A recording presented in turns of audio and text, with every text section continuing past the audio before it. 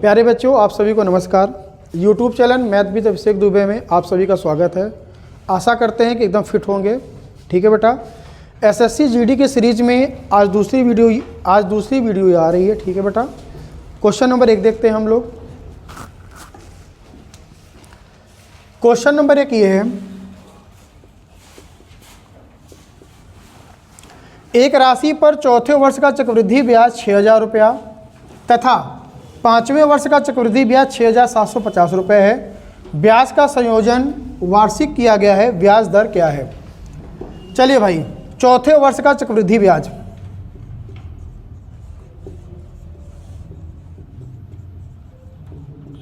चौथे वर्ष का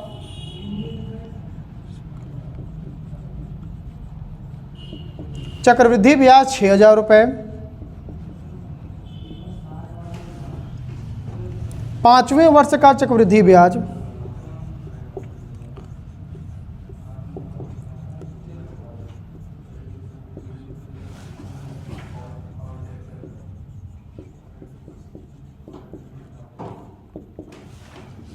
6,750 रुपये।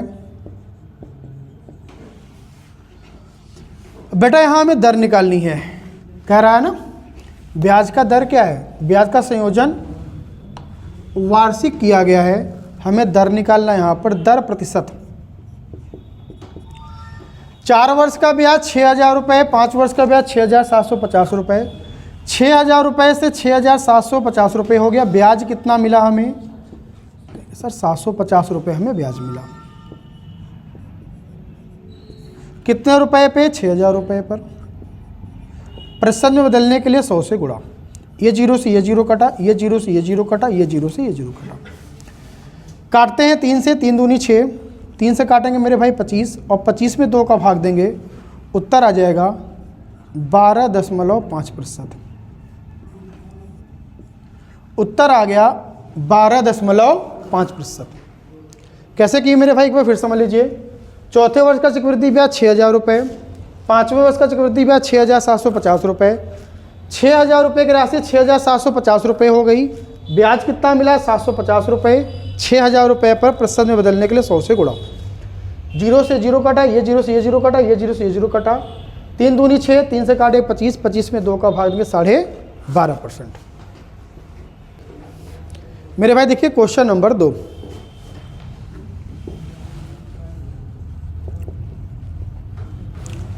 पहले इस सवाल का हम आपको बेसिक बताते हैं। ठीक है, देखिए अगर किसी भी सवाल का बेसिक जो आपके एग्जाम के लिए बेस्ट तरीका होगा वो तरीका आपको वीडियो में मिल जाएगा। ठीक है, लेकिन इसका बेसिक भी जानना जरूरी है मेरे भाई। देखिए 4,200 रुपये की एक राशि साधारण ब्याज से 3 वर्षों में 5,082 रुपये हो जाती है। ठीक है, 4,200 रुपये की एक राशि साधारण ब्याज से 3 वर्षों में 5,082 रुपये हो जाती है। ध्यान समझिए, मतलब 4,200 रुपये की धनराशि है, आपने किसी व्यक्ति को उधार दिया और वो आपको 3 साल बाद 5,082 रुपये देता है। तो बेटा जब आपको वो 3 साल बाद पैसा देगा तो आपको ये मूलधन तो देगा ही, प्लस आपको कुछ ब्याज भी देगा, और वो वही मूलधन में ये ब्याज जो उनका मिल गया आपका मिश्र धन। जैसे देखिए मूलधन कितना? 4,200 रुपये।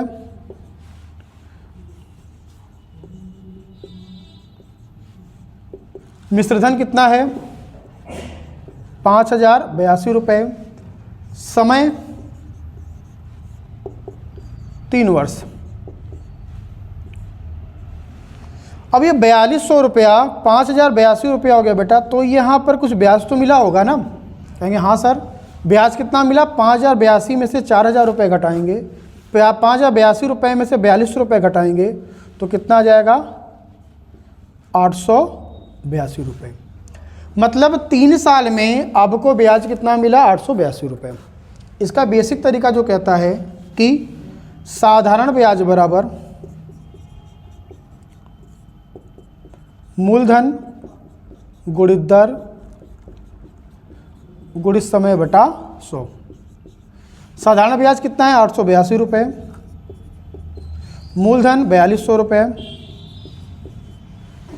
दर आपसे पूछ रहा है कि रेट क्या है, रेट नहीं पता तो आर लिख दिए।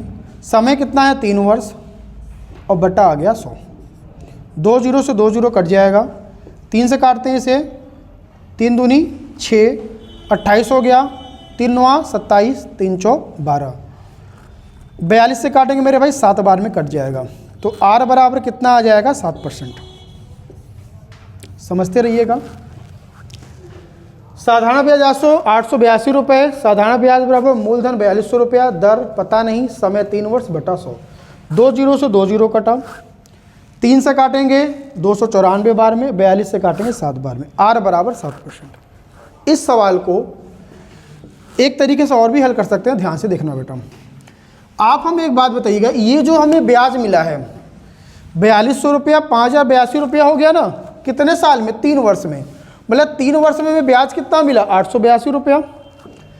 यहाँ से बेटा हमें दर % निकालना है, तो एक तरीका इसका ये भी होता है, 3 वर्ष में ब्याज 882 रुपया, तो 1 वर्ष का ब्याज, ध्यान सुनिए, 3 वर्ष का ब्याज, 3 वर्ष का ब्याज 882 रुपया, तो 1 वर्ष का ब्याज 882 रुपया बटा 3, ये तो करेंगे।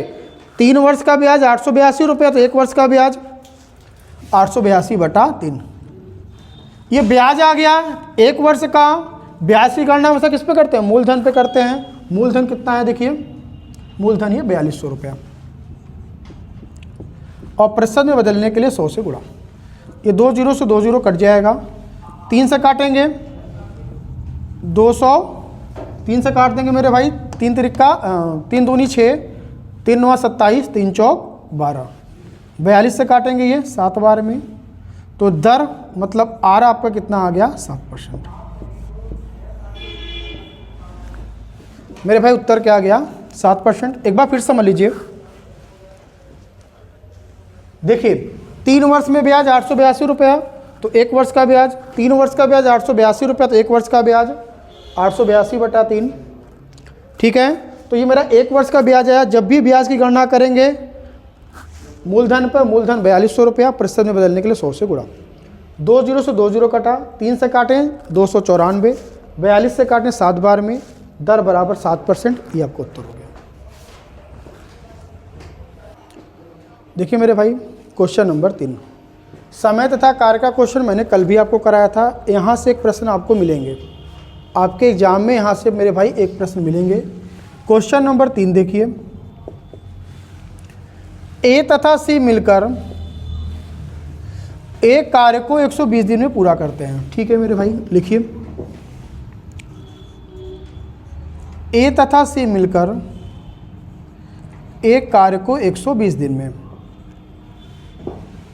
सी तथा ई मिलकर समान कार्य को 80 दिन में,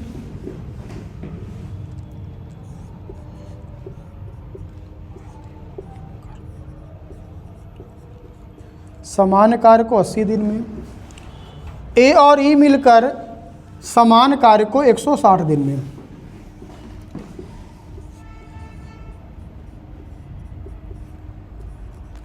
समान कार्य को 160 दिन में। ठीक है, 120, 80 और 60 दिन का एलसीएम लेंगे मेरे भाई हम लोग, कितना आ जाएगा? इन तीनों से कटने वाली संख्या कितनी आ जाएगी? 480। और बेटा मैंने आपको कल भी बताया था, ये जो होता है मेरे भाई, ये होता है कुल कार्य, ये होता है कुल कार्य। यहाँ हमें निकालनी है क्षमता। कुल कार्य में अगर दिन से भाग देंगे तो क्षमता आएगा, क्योंकि क्षमता बराबर होता है कुल कार्य बटे दिन, और क्षमता कहते हैं किसे हैं? एक दिन में किया गया कार्य। 120 दिन में 480 काम, तो एक दिन में 4 काम, और एक दिन में किया गया कार्य कहलाती है क्षमता। 120 दिन में 480 काम, तो एक दिन में 4 काम। 80 दिन में 480 काम, तो एक दिन में 6 काम।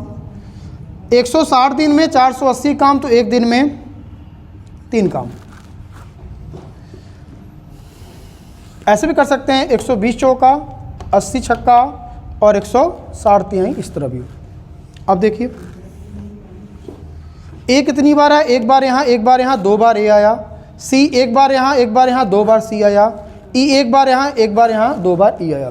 तो हम लोग लिखेंगे 2A 2B 2 2a 2c 2e आया तो 2 को कॉमन ले लें तो बचेगा a प्लस सी प्लस ई की क्षमता। 4 6 10 और 3 13। तो हमें निकालना है a प्लस सी प्लस ई की क्षमता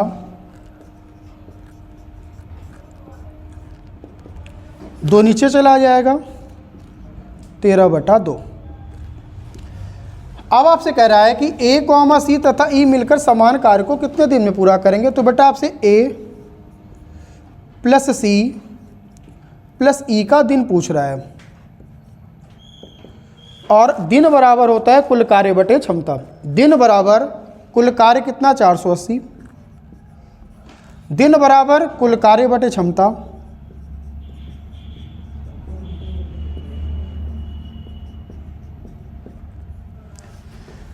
कुल कार्य कितना 480, क्षमता किसकी ACE की।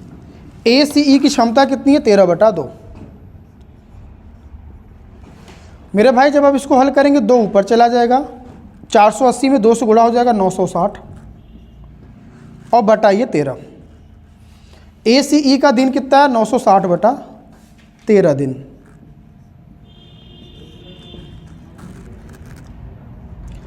कैसे किए एक बार समझ लें मेरे भाई आप लोग। देखिएगा A और C मिलकर 120 दिन, CE मिलकर 80 दिन, AE मिलकर 160 दिन। इन तीनों का एलसीएम 480 कुल कार्य आ गया। क्षमता बराबर कुल कार्य बटे दिन। और मैंने आपको बताया क्षमता मतलब एक दिन में किया गया कार्य। 120 दिन में 480 काम तो एक दिन में 4 काम, 80 दिन में 480 काम तो एक दिन में 6 काम, 160 दिन में 480 काम तो एक दिन में 3 काम। A यहाँ एक यहाँ 2 बार A 2 bar C 2 bar E 2 common ले लिए। A plus C plus E की क्षमता बराबर 6 4 10 3 13। तो A plus C plus E की क्षमता बराबर 13/2 नीचे चलाया। तो A plus C plus E का दिन पूछ रहा है। A plus C plus E का क्या पूछ रहा है, दिन पूछ रहा है। तो दिन बराबर कुल कार्य बटे क्षमता। कुल कार्य कितनी 480, क्षमता किसकी ACE की। बेटा जितना नाम यहाँ लिखा रहेगा उतनी की क्षमता लेंगे। ACE लिखा है तो ACE की क्षमता कितनी है 13/2। तो 2 ऊपर चला जाएगा, 480 गुणित 2 960/13। उत्तर कौन सा गया, ऑप्शन नंबर डी गया मेरे भाई।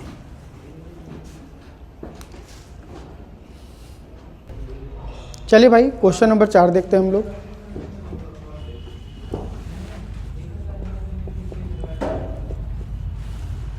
मोहित एक स्थान A से चलना आरंभ करता है तथा स्थान B पर 12 घंटे में पहुंचता है। वह कुल दूरी का 1/5 भाग 6 किलोमीटर प्रति घंटा की गति से तय करता है तथा शेष दूरी 8 किलोमीटर गति से तय करता है। A तथा B के मध्य की दूरी क्या है।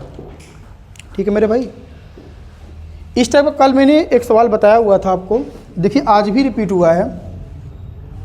A तथा B के बीच की दूरी, ये आपका स्थान A, ये आपका स्थान B, इसकी बीच की दूरी में नहीं पता, मैंने माना x किलोमीटर। ठीक है भाई। कुल दूरी का 1/5, कुल दूरी कितना है x, तो बेटा x का मैंने माना कुल दूरी का 1/5, कुल दूरी कितना है x का बटा 5 मतलब x/5।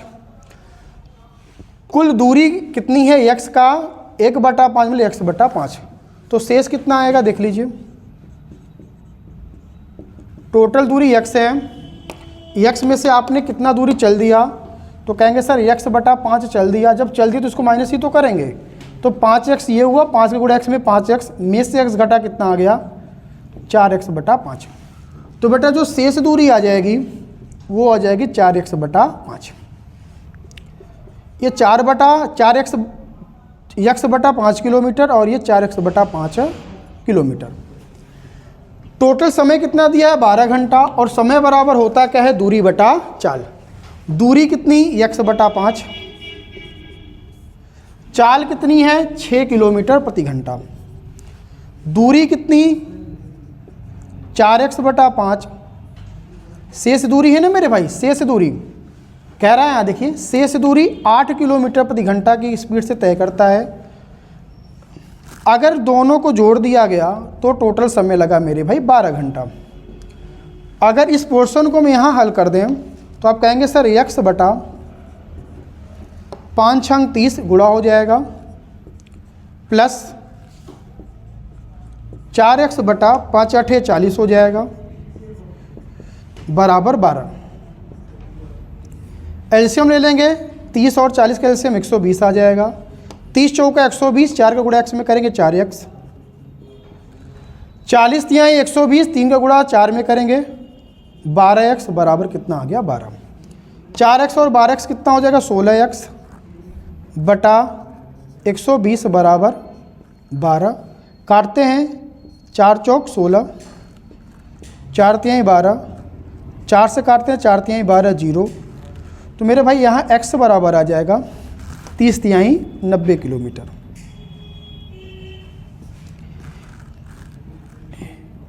मेरे भाई एक बार फिर से समझने की कोशिश करते हैं, देखिएगा। स्थान ए और स्थान बी के बीच की दूरी x किलोमीटर, कह रहा है कुल दूरी मतलब x का 1/5, x का 1/5, x/5 ही तो होगा। अगर कुल दूरी में से आपने x/5 चल दिया है, कुल दूरी में से x/5 चल दी तो इसको माइनस कर दिया गया। 5x में से रख दिया कितना है 4x/5, तो शेष दूरी कितनी आ गई 4/5 मेरे भाई। x/5 6 किलोमीटर प्रति घंटा की गति से चलता है, शेष दूरी कितनी है 4x/5 जो यहाँ लिखा है 4x/5, शेष दूरी 8 किलोमीटर प्रति घंटा की चाल से तय करता है। टोटल जो समय लग रहा है वो लग रहा है 12 घंटा। ठीक है मेरे भाई। x/5 छंग 30, 4x 5 अठे 40, एलसीएम ले लिए, 30 40 का एलसीएम 120, 30 चौका 120, 4 गुणा x में किया 4x, 40 दिया 120, 3 का गुणा किया 4x में 12x बराबर 12। 4x 12x 16x बटे 120 बराबर 12, 4 चौक 16, 4 तिहाई 12, 4 से काटे 4 तिहाई 12 0। तो x बराबर 30 तिहाई 90 किलोमीटर। तरीका नंबर 1 मेरे भाई, ये तरीका नंबर 1 था। इस प्रश्न को एक तरीके से और भी हम लोग हल कर सकते हैं। काट दीजिए। देखिए बेटा, मेथड नंबर 2 इसका देख लीजिए आप लोग। इस टाइप के प्रश्न अगर कभी भी बन रहे हैं तो उसको हल करिएगा आप लोग बाई ऑप्शन।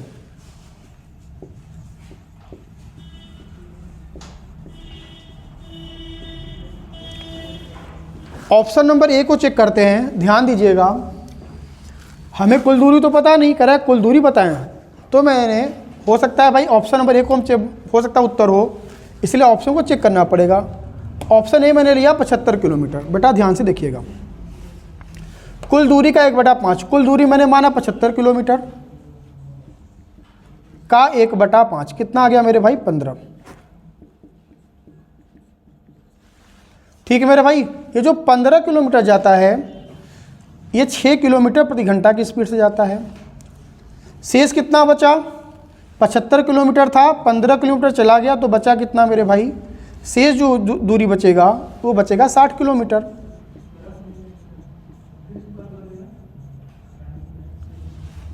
ठीक है ना मेरे भाई। इसे यहाँ पे उसको मिटाते हैं, अभी पहले समझिए। कह रहा है 75 किलोमीटर है, 75 का 1/5 कितना है, कह रहा है ना कुल दूरी का 1/5, तो कुल दूरी कितनी है 75 का 1/5 15 किलोमीटर। 75 में से 15 किलोमीटर चल गया तो बचा कितना 60 किलोमीटर।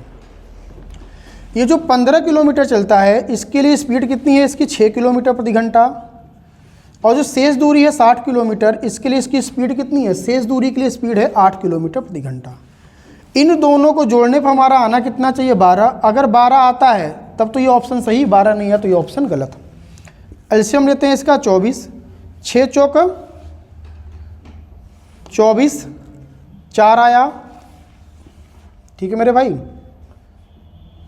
6 चौक 24, 4 12 पंजे 60, 8 तिरिक 24, 3 से गुणा करेंगे 180 बराबर कितना 12। 180 और 60 कितना हुआ 240 बटा 24 बराबर 12। इससे काटेंगे कितना आ जाएगा 10। 10 बराबर 12 तो आना नहीं चाहिए, आना कितना चाहिए 12, यहाँ आ रहा है 10, तो बेटा ये ऑप्शन आपका गलत हो जाएगा। बात समझ में आ रहा है। जैसे यहाँ देखिएगा ऑप्शन नंबर ए गलत हो गया। ऑप्शन नंबर बी को अगर चेक करते हैं 90 का 1/5 कितना होता है? 90 का 1/5, 90 में 5 से भाग देंगे तो कितना आ जाएगा? 18 के लिए स्पीड कितनी है? 6 किलोमीटर प्रति घंटा।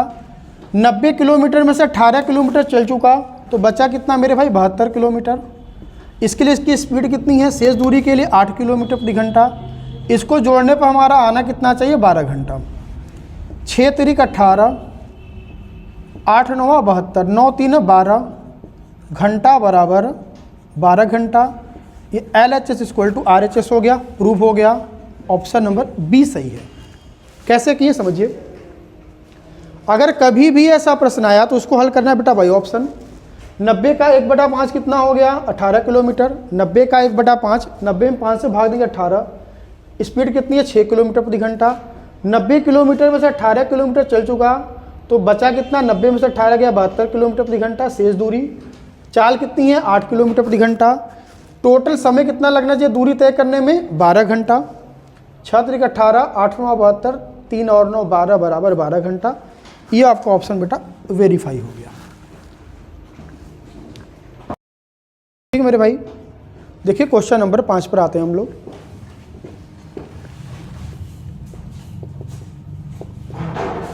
कल मैंने इसको हल करना बताया था मेरे भाई।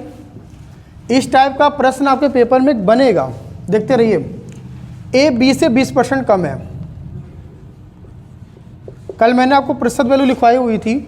20% को हल करने का तरीका होता है कि 20/100, 20 से कम 20, 20 पंजे 100, 1/5। कम का मतलब माइनस। अब आते हैं इस पे, ये A और ये B। A B से 20% कम है। कौन कम है? A कम है तो B को मैंने माना 5, A 1 कम तो कितना हो गया? 4। ठीक है मेरे भाई। ये वैल्यू A की, ये वैल्यू B की। इस वैल्यू को यहाँ पुट कर देते हैं। 2B मतलब 2 गुणित्ते B की वैल्यू 5 माइनस A की वैल्यू 4 बटा A की वैल्यू 4। 2 पंजे 10 में से 4 गया 6 बटा 4। काटते हैं, 2 तिहाई 6, 2 दूनी 4। उत्तर आ गया 3/2।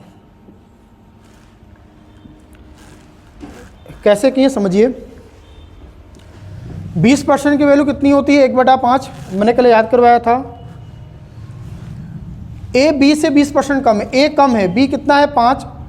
A है, इससे 1 कम कितना हुआ? 4।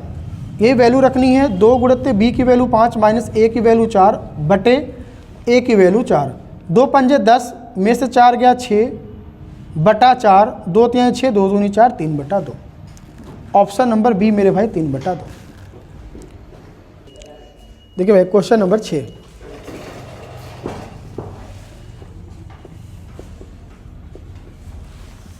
बारह व्यक्ति एक कार्य के आधे को 9 दिन में पूरा करते हैं।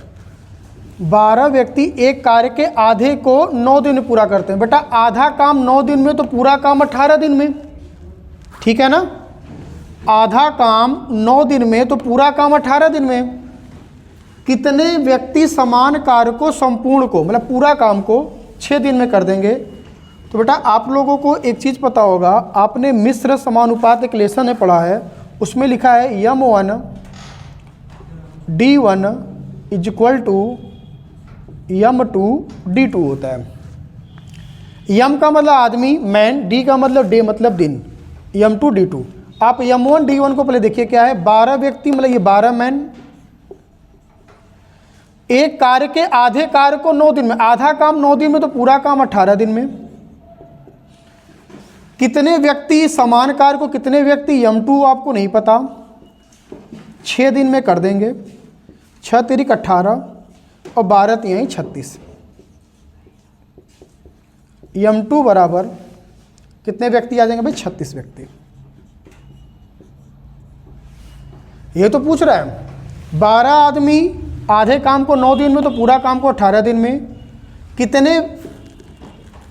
कितने व्यक्ति समान कार्य, कितने व्यक्ति M2 नहीं पता, कितने दिन में करते हैं मेरे भाई? 6 दिन में कर सकते हैं। 6 तिरिक 18 M2 बराबर 12 तिहाई 36 व्यक्ति। कितने व्यक्ति मेरे भाई? 36 व्यक्ति। मेरे भाई देखिए क्वेश्चन नंबर 7। ठीक, देखिए ध्यान से।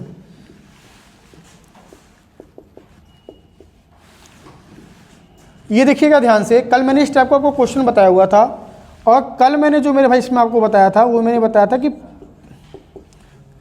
अभी देखिए कितना है, P अनुपात Q बराबर 5:6। यहाँ दिया कितना है, R अनुपात Q न मेरे भाई। लेकिन मैंने कल आपको बताया था कि अगर यहाँ Q है तो इसका एक सीरीज बनता है बेटा, Q यहाँ होना चाहिए। तो हमें RQ जो दिया है ना उसको पलट के लिखना पड़ेगा QR।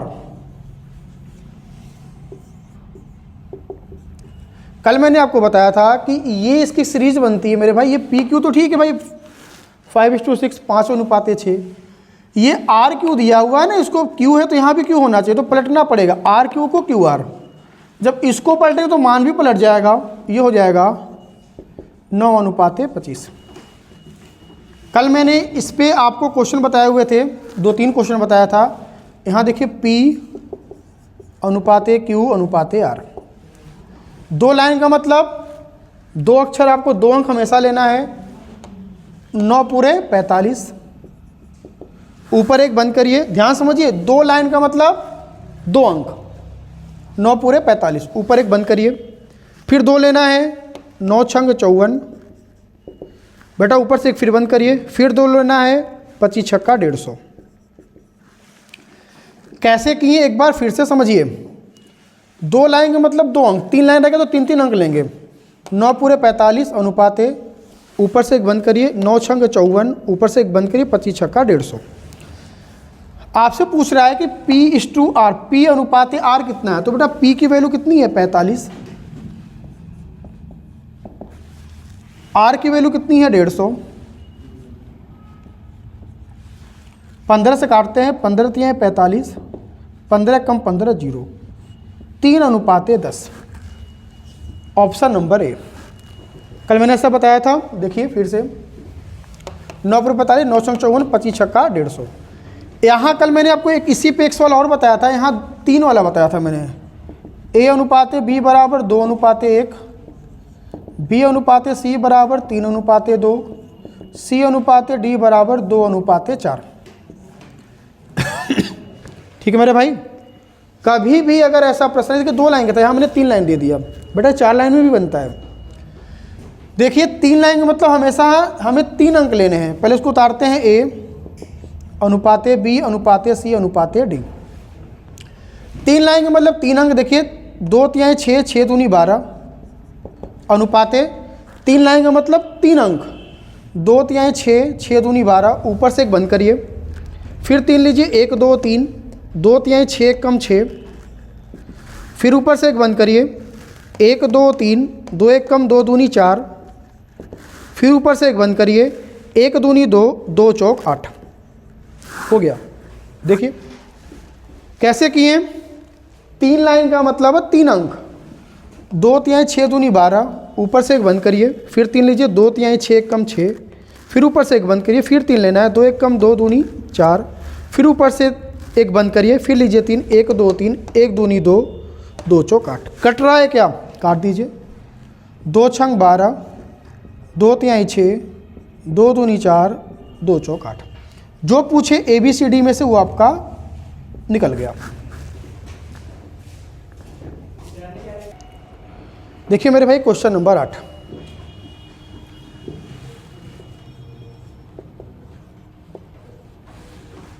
एक त्रिभुज की भुजाओं का अनुपात 4:3:2 है। कोई त्रिभुज की भुजा है बेटा, इस तरह से मान लेते हैं, कोई इसको मान लेते हैं 4, इसको मान लेते हैं 3, इसको मान लेते हैं 2 का अनुपात 4:3:2 का अनुपात है। यदि त्रिभुज का परिमाप परि का मतलब होता है चारों तरफ, माप का मतलब होता है मापना। अगर कभी भी आपको परिमाप निकालना हो, कोई भी फिगर हो, उसकी सभी भुजाओं को जोड़ लेंगे, आपको परिमाप मिल जाएगा। परिमाप का मतलब ये हुआ कि परि मतलब चारों ओर, माप मतलब नापना। अगर आपको परिमाप निकालना है तो कोई सा भी चित्र हो, उसकी सभी भुजाओं को जोड़ देंगे, परिमाप आ जाएगा। तो 4 3 7 2 9, टोटल परिमाप अनुपात में कितना 9, टोटल परिमाप नाप में कितना है 63 सेमी, टोटल परिमाप अनुपात में कितना है मेरे भाई 4 3 7 2 9, टोटल परिमाप माप में कितनी है 63 सेमी। सबसे बड़ी भुजा की लंबाई क्या होगी? सबसे बड़ी भुजा मेरे भाई यही तो है, सबसे बड़ी भुजा कितनी है? 4। तो 4 की लंबाई आपसे पूछ रहा है, कितना गुना है? 9 सत्ते 63, 7 गुना है। तो बेटा 4 का भी हमें कितना करना पड़ेगा? 7 गुना। 4 का 7 गुना 4 सटे 28 सेंटीमीटर मेरे भाई। इस त्रिभुज की सबसे बड़ी भुजा की लंबाई क्या हो जाएगी? 28 सेमी। ऐसे ओरल भी कर सकते थे। 4 3 7 2 9, 9 के वैल्यू 63, 9 सत्ते 63, 7 गुना। सबसे बड़ी भुजा की लंबाई 4 का 7 गुना 28 सेंटीमीटर। ये बेटा उत्तर हो जाएगा आपका। देखिए मेरे भाई क्वेश्चन नंबर 9।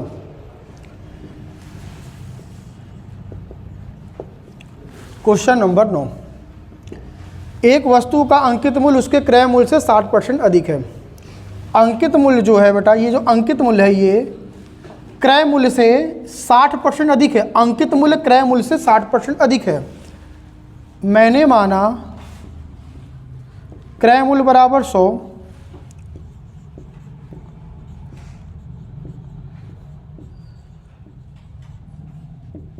क्रय मूल्य बराबर 100, अंकित मूल्य क्रय मूल्य से 60% अधिक। ये 100 तो 60% ज़्यादा मतलब 160। ठीक है, आगे यदि वस्तु को 20% के लाभ पर बेचा जाए। ठीक है, ये ध्यान रखिएगा कि लाभ एवं हानि गणना हमेशा क्रय मूल्य पर होती है मेरे भाई। लाभ एवं हानि गणना हमेशा क्रय मूल्य पर होती है, ये बात बेटा ध्यान रखिएगा। तो लाभ कितने का हुआ? 20% का लाभ हुआ बेटा। तो लाभ आपको कब हुआ होगा? जब आपने सामान को बेचा होगा। 100 रुपये का सामान हुआ, लाभ 20 रुपये का हुआ, तो सामान का विक्रय मूल्य कितना आ गया? कहेंगे सर 120 रुपये। अब समझिए सामान का मूल्य है 160 रुपया, आपने बेचा कितने का? 120 रुपये का। छूट कितने का मिला? 160 रुपये का सामान 120 रुपये का मिल गया। छूट कितने का मिला? कहेंगे सर 40 का छूट मिला। तो बेटा ये बात ध्यान रखिएगा, हमें यहाँ छूट प्रतिशत निकाल रहे हैं, छूट प्रतिशत निकाल रहे हैं। तो छूट प्रतिशत का मतलब ये होता है, दो चीज़ ध्यान रखिएगा, लाभ एवं हानि गणना क्रय मूल्य पर और छूट की गणना अंकित मूल्य पर। अगर कहीं लाभ और हानि कहे तो आपको ढूंढना है क्रय मूल्य, अगर कहीं अगर कहा छूट तो आपको ढूंढना है अंकित मूल्य। 160 का सामान 120 का मिला, छूट कितने की मिली? 40 की। कितने पर? छूट की गणना हमेशा अंकित मूल्य पर होती है, तो 160 गुणित 100। 40 से कम 40, 40 चौका 160, 4 से काटेंगे 100 को, कितना आएगा मेरे भाई? 25। छूट प्रतिशत कितना है मेरे भाई? 25% की छूट मिली। जैसे बेटा आप कभी ध्यान दीजिएगा, अगर आप कभी कपड़ा लेने जाते हैं या कोई सामान लेने जाते हैं, मोबाइल लेने जाते हैं, तो जब कभी भी अगर आपको छूट मिलेगी तो आप देखिएगा उसके अंकित मूल्य पर। अंकित मूल्य का मतलब होता है जो मूल्य उस पर लिखा रहता है, जो मूल्य अंकित रहता है। अंकित मूल्य को छपा हुआ भी मूल्य बोलते हैं, खुदरा मूल्य भी बोलते हैं। ठीक है ना मेरे भाई, बाजार मूल्य भी बोलते हैं। अंकित मूल्य के कई नाम होते हैं, इसे इंग्लिश में मार्क प्राइस भी बोलते हैं। लाभ की गणना क्रय मूल्य पर, छूट की गणना अंकित मूल्य पर। 100 रुपये का सामान 60% अंकित मूल्य से अधिक है तो अंकित मूल्य 160 हो गया। 20% का लाभ हुआ, लाभ की गणना किस पे? लाभ हानि गणना क्रय मूल्य पर। 100 का सामान 20 का लाभ 120 में बेचा। 160 रुपये का सामान 120 रुपये का मिला, 40% की छूट मिली। कितने रुपए पर? अंकित मूल्य पर। 160 पे गुणित 100 काट दिए, उत्तर कितना आ गया मेरे भाई? 25%। देखिए बेटा एक बात ध्यान रखिएगा, अगर आपको ज़िंदगी में आगे बढ़ना है तो बस एक चीज़ ज़िंदगी में आपको आगे बढ़ा सकती है, आपके मुकाम तक जो आप ज़िंदगी में चाहेंगे वो मिल सकता है। बस एक चीज़ है, उसका नाम है प्रैक्टिस। अगर मेरे भाई अगर ज़िंदगी में आप प्रैक्टिस करते रह गए तो आप ज़िंदगी में वो चीज़ पा जाएंगे जो आपने सोचा हुआ है, पहली बात। दूसरी बात, अगर आपको महान बनना तो बस एक काम करना पड़ेगा, दूसरे के काम आइए। जब अगर आप दूसरे के काम आना चालू आ गए तो बेटा आप महान बन गए। ठीक है मेरे भाई, बोलिए मेरे भाई। क्वेश्चन नंबर 10 देखिए,